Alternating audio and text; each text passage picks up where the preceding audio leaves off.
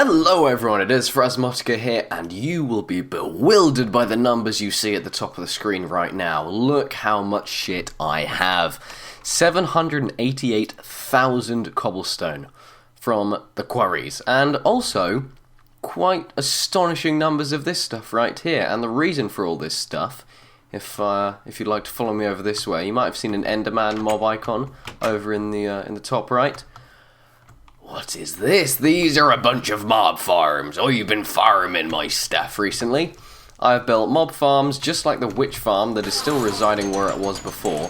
All of this abysmal noise, as you can hear, is the sound of blazes being farmed, the sound of skeletons being farmed, and endermen being farmed. Now, the enderman farm had to go up like 60 blocks to make sure that when they hit the ground, they do die every time. And, yeah, each of these farms uses pretty much the same principle as the one that Witch's farm does. Just obsidian pipes leading into an iron pipe system, which then send it all into a tesseract and into the ME network.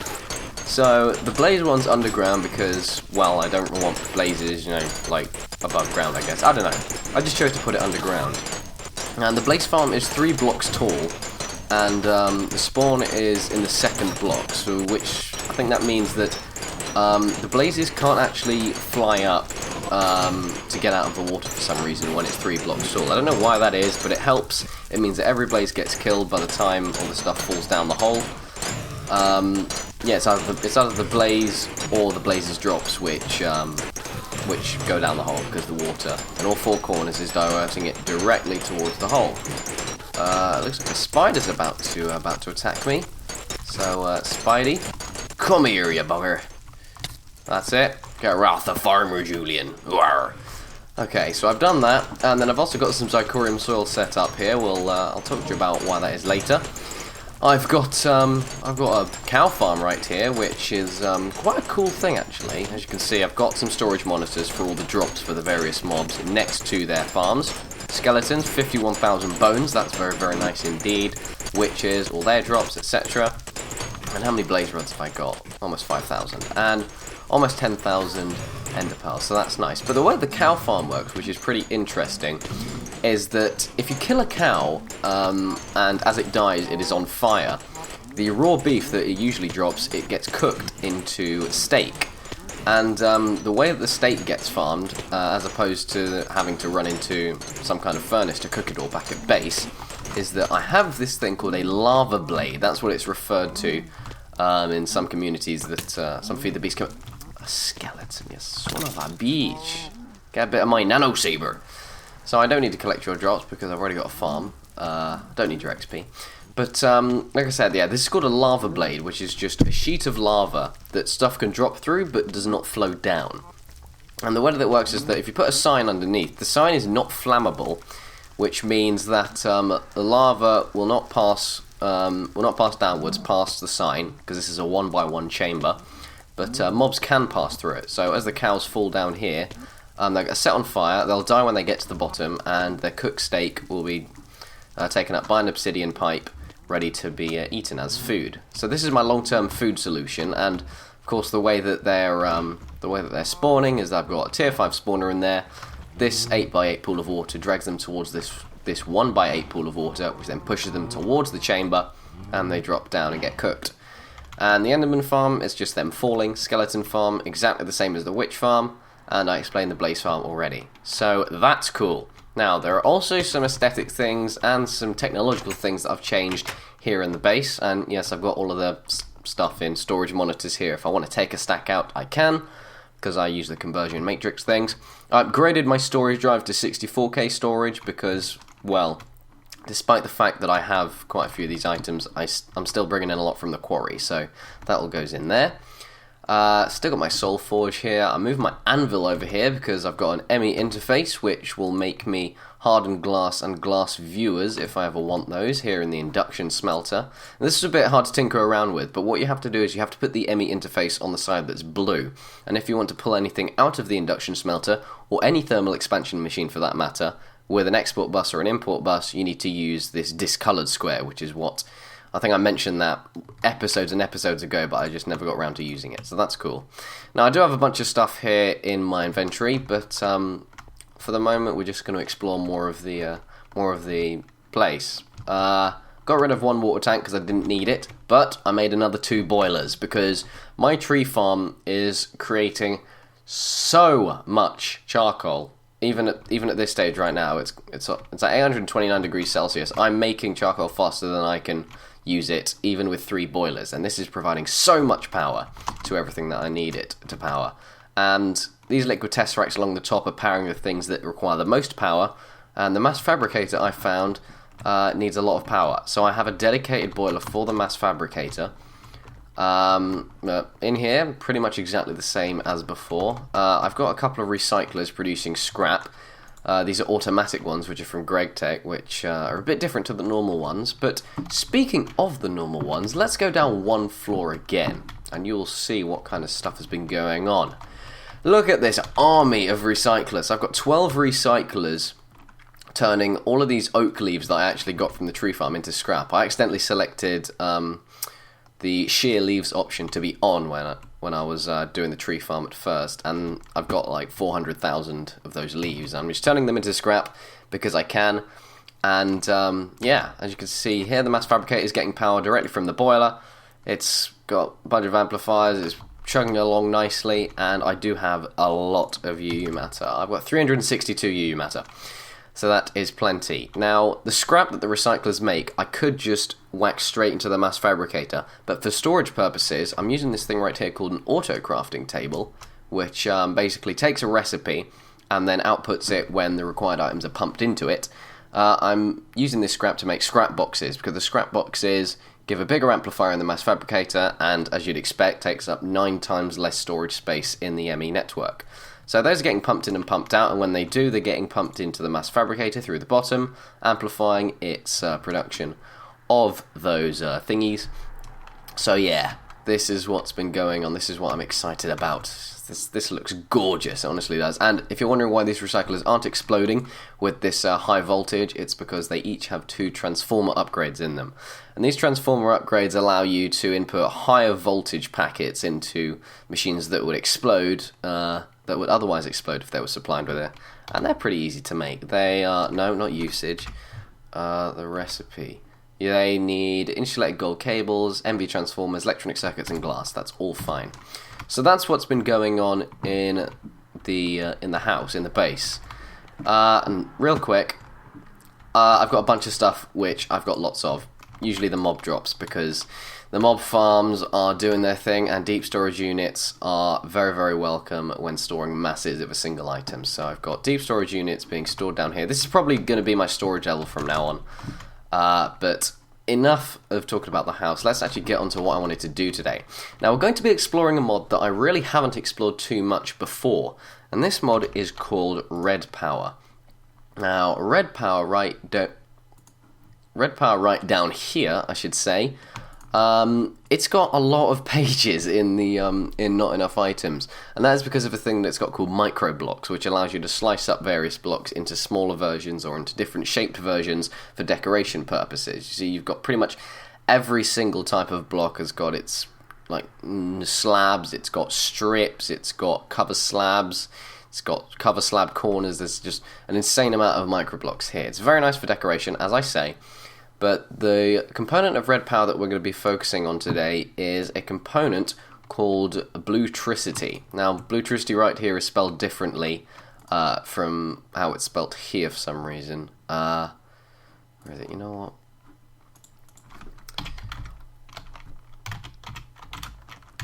Yeah, for example, this thing right here, it says Blue Electric Alloy Furnace. This is an electric version of the alloy furnace that we made previously when we were making those red alloy ingots. So this thing is powered by Bluetricity, but how do we generate Bluetricity? As you can see, it's just bricks, iron ingot, and then this blue alloy ingot, which is made with nickelite and silver in an alloy furnace. But, like I said, how do we give power to this thing? Well, the thing we're going to use is something called a solar panel. And this solar panel is a solar panel from Redpower, not from Industrial Craft 2. There are 2 different types, do not confuse them. The one from Redpower is flat, is kind of a really, really thin one, and the one from Industrial Craft 2 is a proper block. So we're going to be making these solar panels from Redpower in order to power this Blue Electric Alloy Furnace. Now, I have made one somewhere. I think I made one somewhere at least. Maybe it's in my network. Let's see. Alloy furnace. There it is, the blue electric alloy furnace. So it's pretty cheap to make actually. You just need the bricks and then the blue alloy ingot. And we are going to put this, I think, in the corner, just over here. Let's whack it down right there. So, oh, it's daytime now, that's nice. So this thing works just like the alloy furnace does, except it takes bluetricity power, which is shown in these 2 meters. Now, the way that we can supply this to it is, as I said, laying down solar panels. Now, let me check. I've got 9 solar panels right here, which I've pre-made. And these solar panels require a blue alloy ingot and these blue doped wafers surrounding it. And the blue doped wafer is made with nickelite, and the silicon wafer in an alloy furnace. And a silicon wafer is made with a silicon boule and a diamond handsaw, which is sticks, iron, and diamonds. The handsaw is what's used to chop normal materials or normal blocks into micro blocks, if you're wondering. And the silicon boule, you just stick coal or charcoal along with sand in the alloy furnace. So it takes a bit of crafting to get to where we need to get to generate power like this, but I think it'll be worth it. Now I just want to make sure that the wire is going to come out in the right place. Okay, so we're at minus 395 here. I can't see through the wall, that's the problem. So this right here is where we're going to want to put our solar panel array around, I guess. So let's lay them out like this. I think this is okay. Nope, these ones aren't going to be connected to. That's fine. Let's just put it back here. Now, the way that we're going to connect up these solar panels once they start generating power to the alloy furnace is using wire. And the specific type of wire you need to use is this stuff called blue alloy wire. And the blue alloy wire needs these blue alloy ingots and wool surrounding it as a kind of insulator. So we can connect these up to the solar panels, and the solar panels will plug their charge through these and into whatever's on the receiving end. Now inside here, as you can see, here is our alloy furnace. We could connect them up directly, but it's a matter of fact that when it's nighttime, these things aren't going to be generating power. So we're going to need a way of storing the power if none is being generated, just in case we do need to use this. So to have some in reserve, we're going to need a method of storing it. And the way we're going to do that is using this thing called a battery box. Now this is a Redpower battery box, which is not to be confused with the Industrial Craft 2 bat box, which is why they're named slightly differently. So for this thing we need some kind of wood plank, iron ingots, a blue alloy ingot, and then these 4 BT batteries, which stands for bluetricity. And those are just made of nickelite around the edges, 2 copper, and a tin right in the center. So let's grab this and let's put it down right next to the furnace. I'm going to need to break this down to get it out. And as you can see, this thing will store power and send it to another device that is next to it or that is hooked up with this blue alloy wire. And these 2 slots here, I'm not entirely sure what they do, but I'm sure I'll find that out at some point. But regardless, since it is sunny out, let's connect these solar panels up to the battery box, and they're going to start generating power. A lot of power, as you can see. Now, this blue electric alloy furnace is drawing power out of it, as you can see. Let's say we wanted to cook up some kind of alloy. Let's say we wanted to cook up let's think. What could we cook up? Let's make some of that silicon, like I said. So we're going to need some coal or charcoal. I'll just use charcoal because I have a butt ton of it. And let's use some sand. There we go. So I'll leave this to do. Let's put some charcoal in there, put some sand.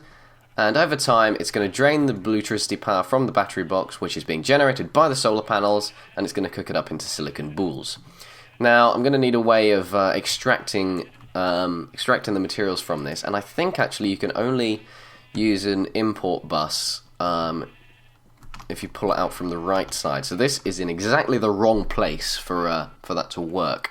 So I'm actually wondering where I should put this. I will move this around at some point. In fact, maybe what I'll do is actually no. You know what? This is not the best place to put it. I wonder if you can insert. No, I'm trying to work out whether this would be better if I put it in the machinery room with where all the ME stuff is. But regardless, this is how it all works. It uses this bluetricity power to cook up stuff. So let's just let it finish doing that. Come on, come on, come on. Almost there. There's our silicon balls. Okay, so you now know how bluetricity works. yeah, that is about it. But next thing we're going to need to do is slightly away from this, but I did want to show you some kind of solution for making these kinds of alloys without having to use, combustible fuels like coal. So I'm going to leave this out, and you know what? Since we have the chance, I'm going to show you this microblock stuff. So, as you can see, this wire that's going into the wall there, it does not take up the entire space that the block has. If we use the handsaw, we can take the marble brick, and we can chop it up into 2 slabs. Now, the diamond handsaw has a durability, so it's not used up in the recipe. But then with this wacky interface, we can place the slab down in different kinds of positions, different orientations to cover up some of it. So, as you can see right there, that's a half slab of marble, and that kind of looks pretty cool actually. But that's not good enough. We want it to look even cooler. So we're going to chop these up once more to make these marble brick panels.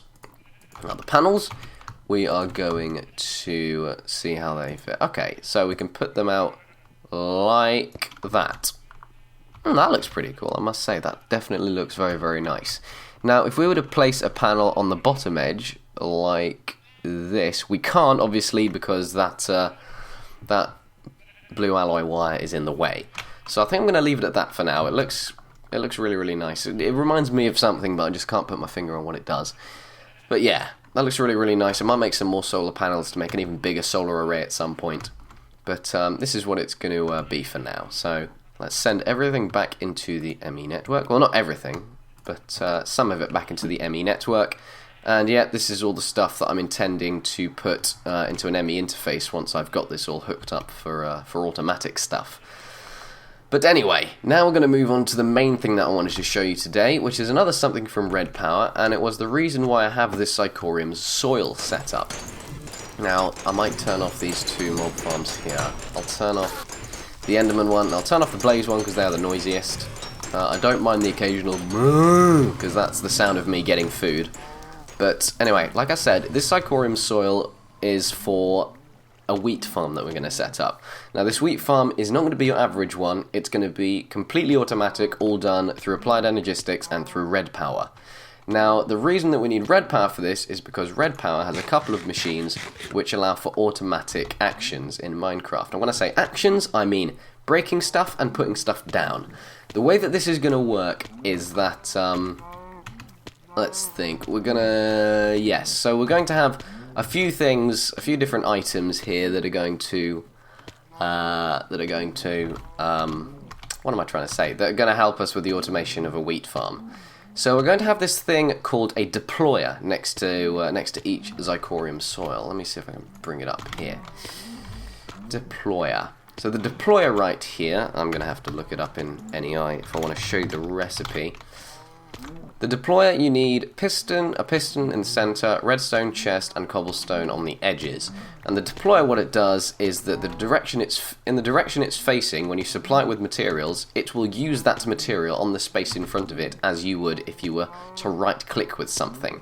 So if I were to grab a piece of dirt, just like this, when I right-click with it on a certain block, it places it down. That is exactly what a deployer does with the blocks it is supplied with. So it's an automated right-click system, effectively.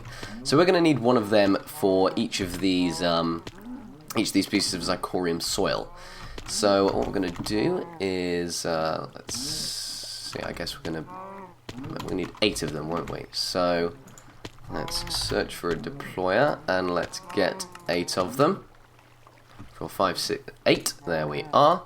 So if we put down this deployer, as you can see, it's not facing in the right direction. It wasn't facing in the right direction in that instance anyway. But the direction that this piston head is facing, that is the direction it's going to deploy stuff in.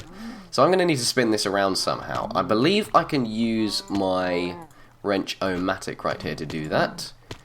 No, I can't. See, can I use my gravitool? Yes, I can use my gravitool actually, because the tool that you need to rotate Redpower stuff around with is called the screwdriver.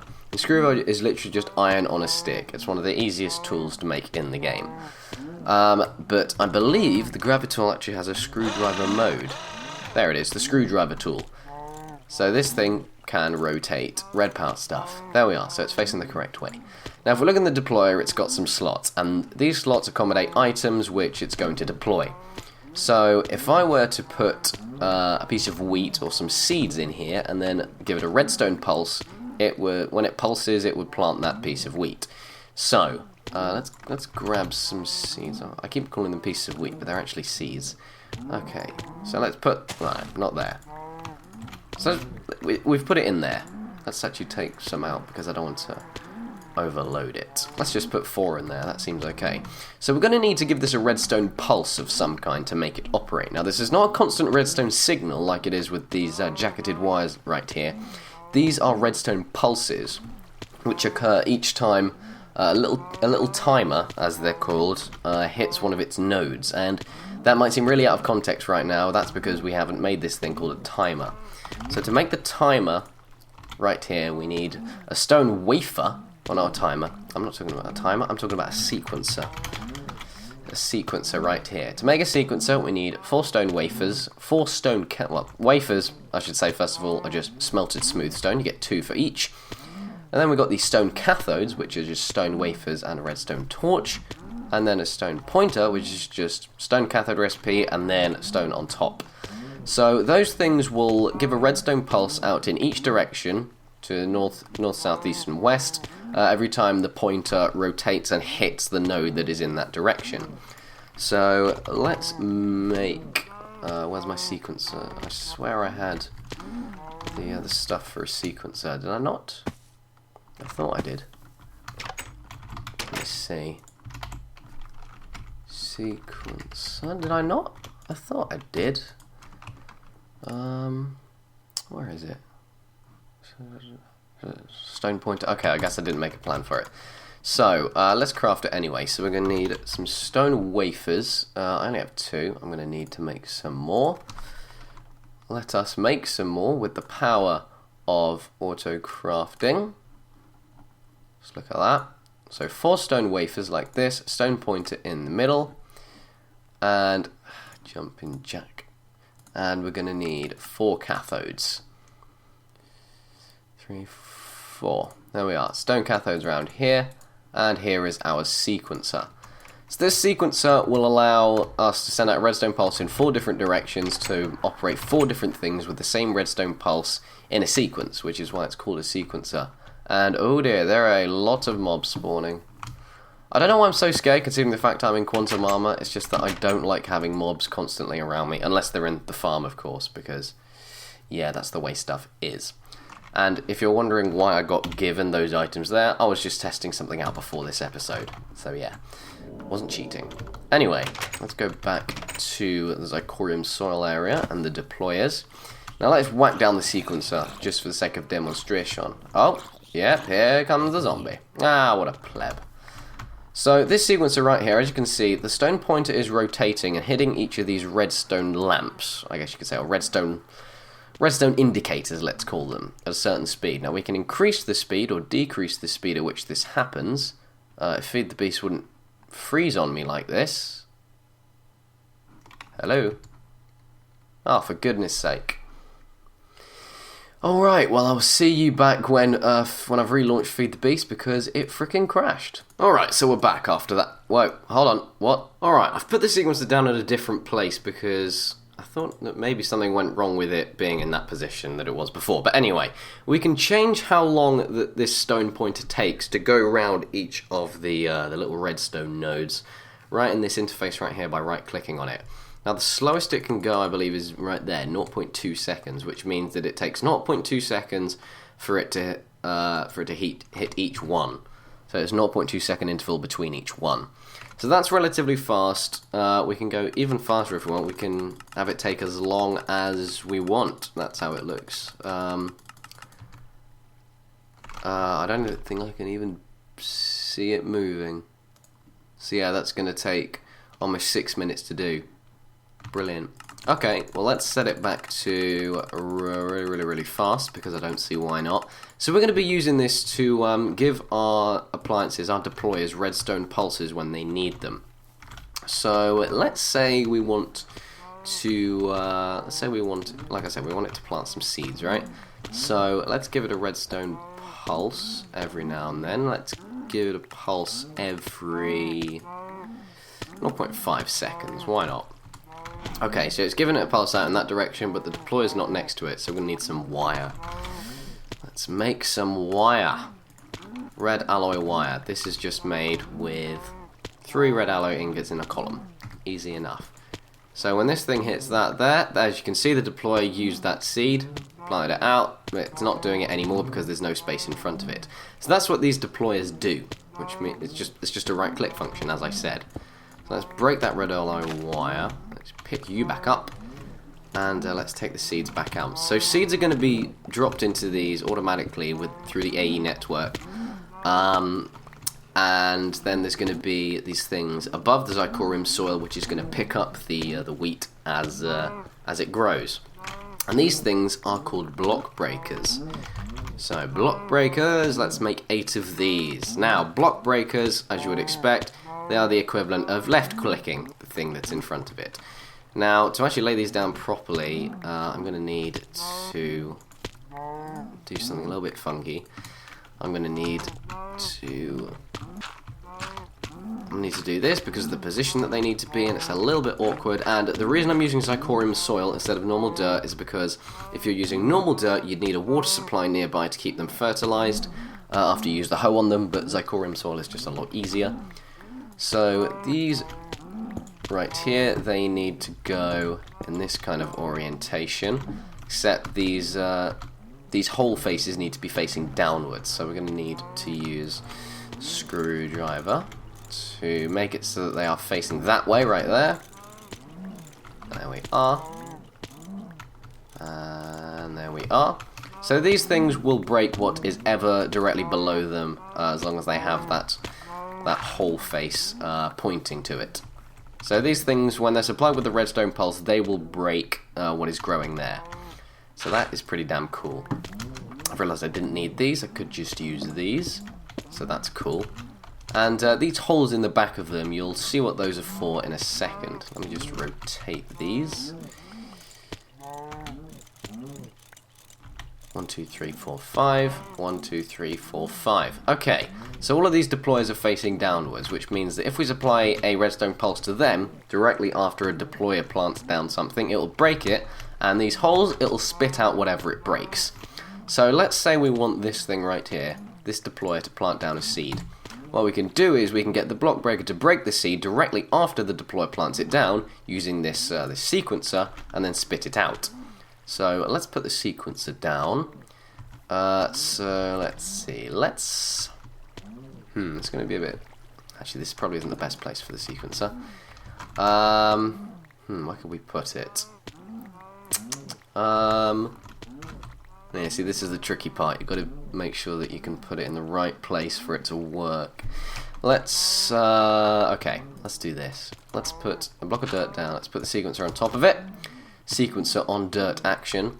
And let's have it so that it activates... because it activates the deployer first, and then it activates the block breaker afterwards. So we're going to need alloy wire coming down here. Is that going to... It's not? Okay. I'll need another piece of dirt then.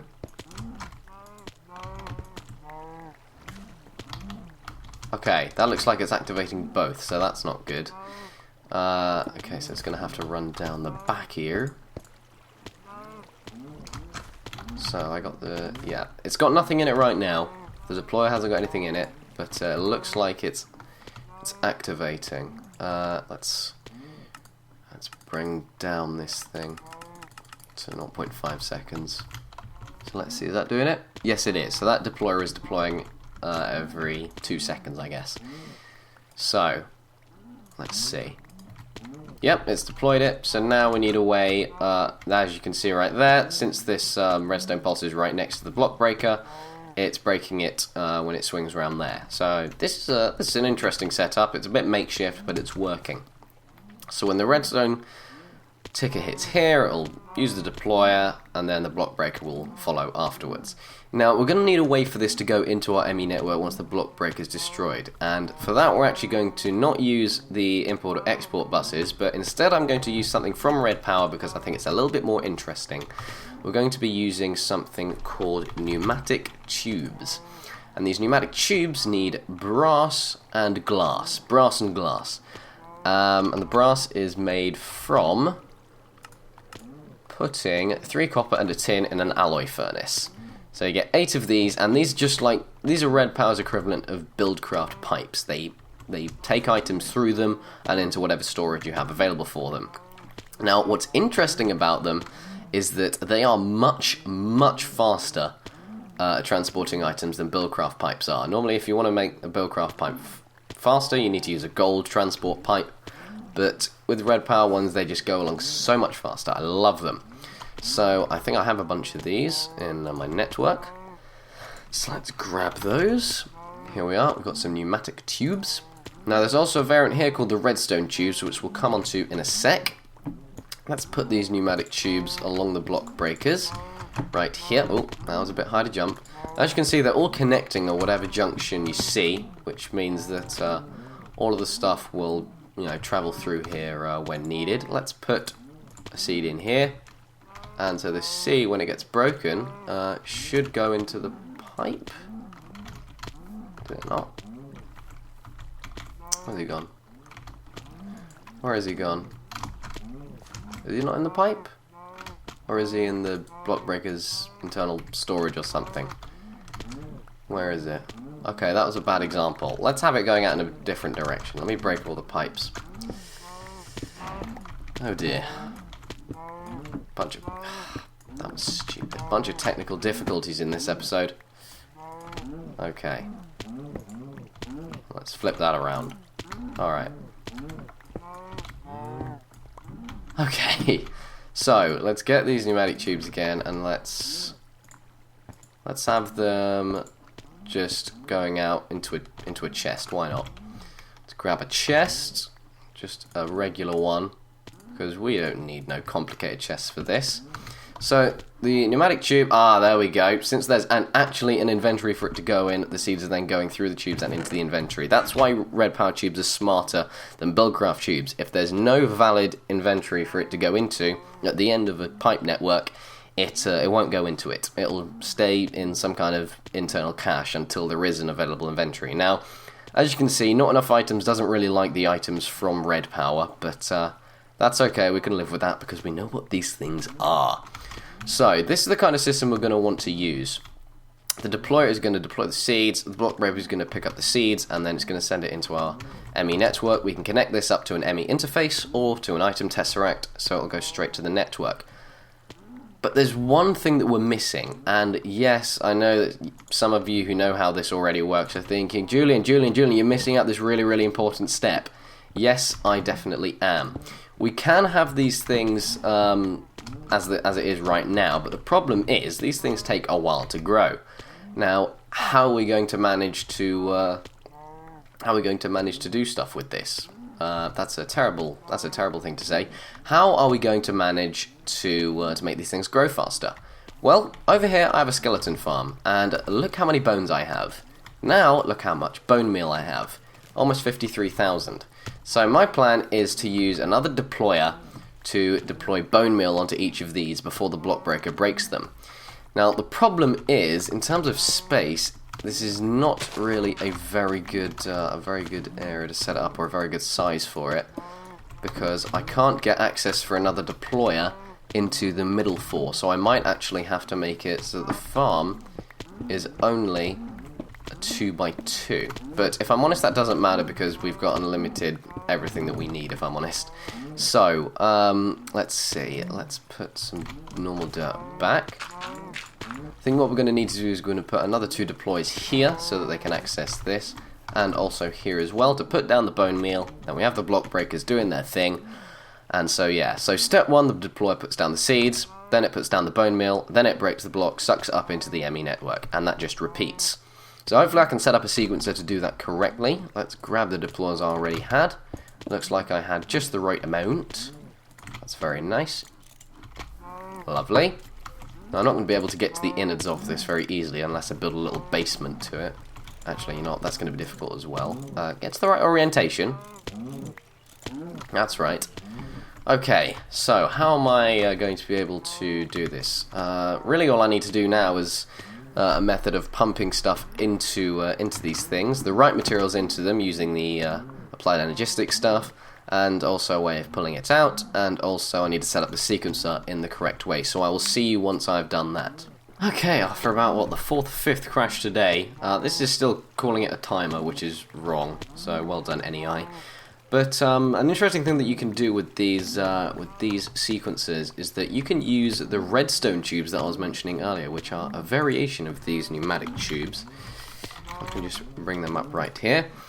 All they are redstone with the pneumatic tube, shapeless craft.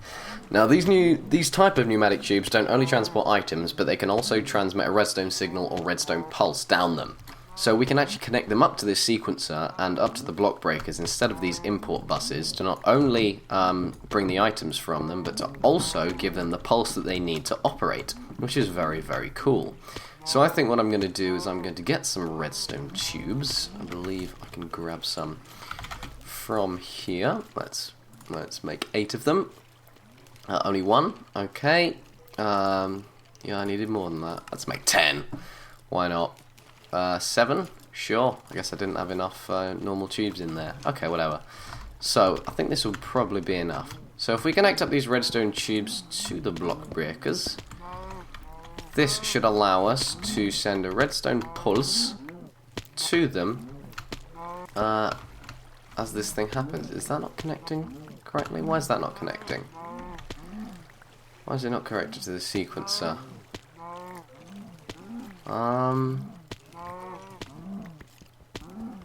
Strange. That should be connecting.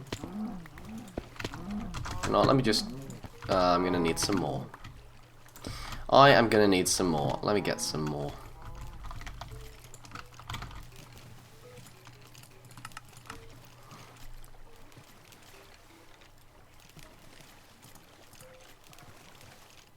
You know, instead of doing that auto-crafting stuff, I could just make them because I have some here in my inventory. There we go. There's 8. So, let's connect these up and see if the redstone signal will go along them. It's not for some reason. That is strange. What should happen is the redstone pulse should go along the redstone tubes, and it should activate the block breakers. And you know what? This thing is annoying me. I'm going to hide it. I'm not sure why that's not happening, actually.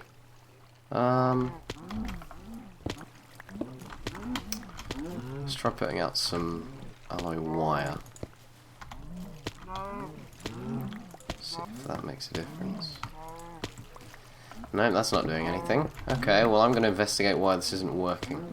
Okay, well after a long bit of tinkering about, I think I pretty much have the basis of this farm set up. As you can see, if you look very closely, the seed is being planted, the bone meal is being planted. As you can see, it's turning straight into the wheat plant, and then it's being brought up and it's being put back into the chest. So I'm getting all these seeds, I'm getting all this wheat. Hopefully I can, if I put like an item tesseract here, all of the stuff will go into the network, and this should all be good. This is a bit of a crappy setup if I'm honest, but that is just the way it has to be. I'll enclose this probably because then it'll look a little bit more slick. Maybe just shut it off entirely, but that is the automated wheat farm. I know this has been a bit of a messy episode. I will try to make up for it in the next one if I can. And, you know, due to how these things worked, I don't think I'll need redstone tubes to carry this stuff, but this is the way it is right now. So I'm going to tidy this up between episodes, and I'm going to say thank you very much for watching, everyone. If you have enjoyed the video, please give it a big old thumbs up, comment, and subscribe for more Feed the Beast videos every single week. But until next time, as I said, thank you very much for watching again, and I will see you in the next episode of Feed the Beast. Goodbye.